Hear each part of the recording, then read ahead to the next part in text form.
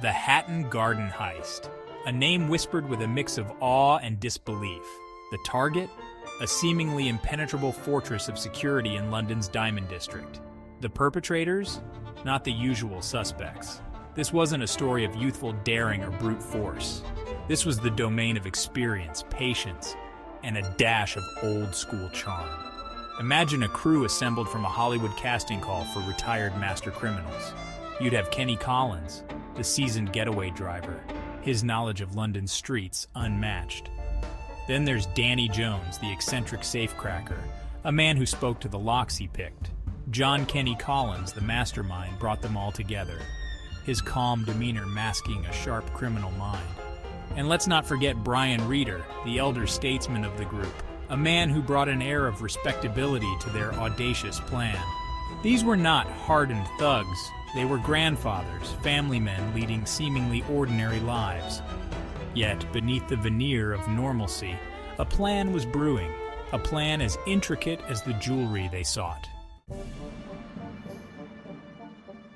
The Hatton Garden Heist was not a spur-of-the-moment act. It was the culmination of months of meticulous planning, a testament to their experience and patience. Discarded plans litter the story, each detail scrutinized, each potential pitfall accounted for. They studied the building, noting security routines, delivery schedules, even the movements of the CCTV cameras. Their tools were as unconventional as their ages. No high-tech gadgets or Hollywood-style explosions here. Instead, they opted for tried and tested methods, heavy-duty drills, walkie-talkies, and a hydraulic ram, powerful enough to breach concrete walls. This was a heist planned with precision, a blend of old-school techniques and a deep understanding of their target. Their advanced years, often seen as a weakness, became their greatest asset.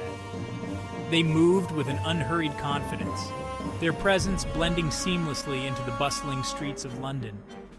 Who would suspect these elderly gentlemen of plotting such a daring crime? It was this unexpected advantage that allowed their plan to take shape under the very noses of the authorities. Each member of the Hatton Garden Gang brought a unique set of skills to the table. Kenny Collins, with his intimate knowledge of London's labyrinthine streets, was the undisputed master of logistics. He mapped out escape routes, timed traffic lights, ensuring their movements were swift and untraceable. Danny Jones, the eccentric safecracker, was in his element amidst the vault's steel and combination locks. Years of experience had given him an almost supernatural ability to feel his way through the intricate mechanisms. His tools were an extension of his hands, his movements swift and precise. John Kenny Collins, the mastermind, possessed a quiet authority that held the group together. He was the strategist, the one who anticipated problems before they arose, always 2 steps ahead of the game.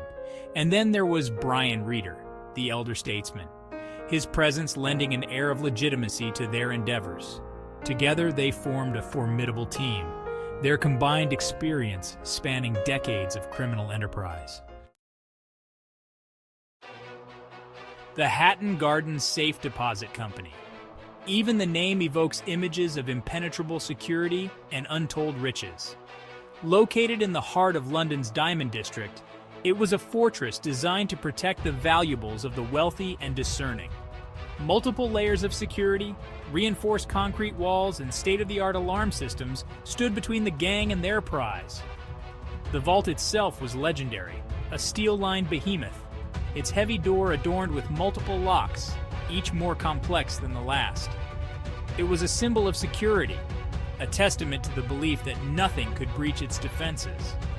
Little did they know that a group of seasoned criminals were about to put their defenses to the ultimate test.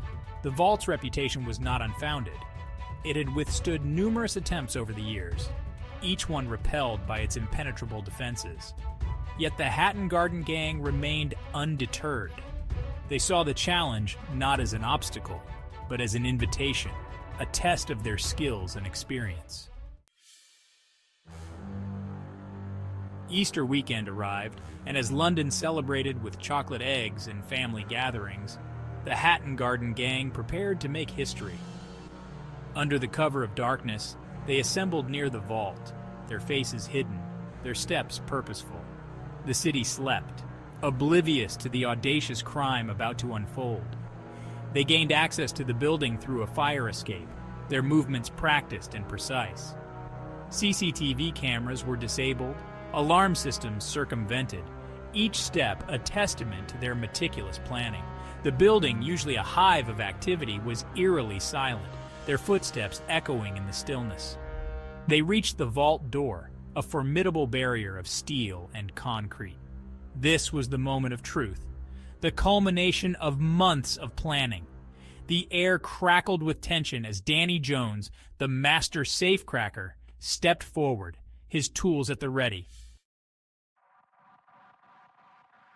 The whine of the drill pierced the silence, each revolution bringing them closer to their goal. Sparks flew as metal met concrete, the sound muffled by the thick walls of the vault. Hours ticked by, each one an eternity as they worked tirelessly, their determination fueled by the promise of riches beyond imagination. Finally, after what seemed like an age, the wall gave way, revealing a gaping hole into the heart of the vault. The sight that greeted them was nothing short of breathtaking. Rows upon rows of safe deposit boxes, each one potentially holding a king's ransom in jewels, cash, and other valuables. The air was thick with anticipation as they began the task of cracking the safe deposit boxes. Some yielded easily to their tools, while others proved more stubborn, requiring all of Danny Jones's skill and experience. With each box they opened, the magnitude of their haul grew, exceeding their wildest expectations. The contents of the safe deposit boxes were as diverse as the people who owned them. Diamonds sparkled under the beam of their flashlights, their facets reflecting the greed and ambition that fueled the heist. Stacks of cash, bound tightly with rubber bands, promised a life of luxury and ease. Gold bullion, heavy and cold, gleamed dully, a testament to the enduring allure of precious metals. But it wasn't just about the monetary value. The boxes also contained a treasure trove of personal items, family heirlooms, love letters, and photographs, each one a window into the lives of the vault's unsuspecting owners. The sheer volume of their haul was staggering, far exceeding their initial estimates. They worked tirelessly, sorting through the loot, dividing it into shares, their excitement growing with each passing hour. This was the biggest score of their careers, a heist that would go down in criminal history. Despite their meticulous planning, the Hatton Garden gang couldn't escape their past. Old habits die hard, and in the aftermath of the heist, they made crucial mistakes, errors that would ultimately lead to their downfall. They met at a local pub, the Castle, their conversations unguarded, unaware that their every word was being recorded. They used their own vehicles, their movements tracked by police surveillance. They underestimated the determination of the authorities, who were under immense pressure to solve the high-profile crime. Their every move, every conversation, was scrutinized, the net closing in around them. The police, initially baffled by the audacity and precision of the heist, began to piece together the clues. CCTV footage, forensic evidence, and intercepted communications all pointed to a group of experienced criminals, their ages defying the usual profile of such daring thieves. The investigation into the Hatton Garden Heist was a race against time. The police knew that the longer the perpetrators remained at large, the more likely they were to disappear with their loot. They analyzed hours of CCTV footage, painstakingly tracking the movements of the gang before and after the heist.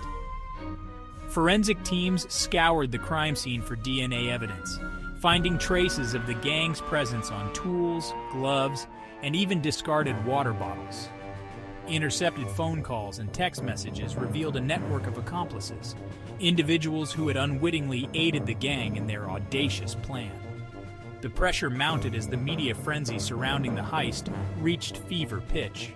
The public, both intrigued and outraged by the audacity of the crime, demanded swift justice. The police, feeling the weight of expectation, worked tirelessly, their determination unwavering.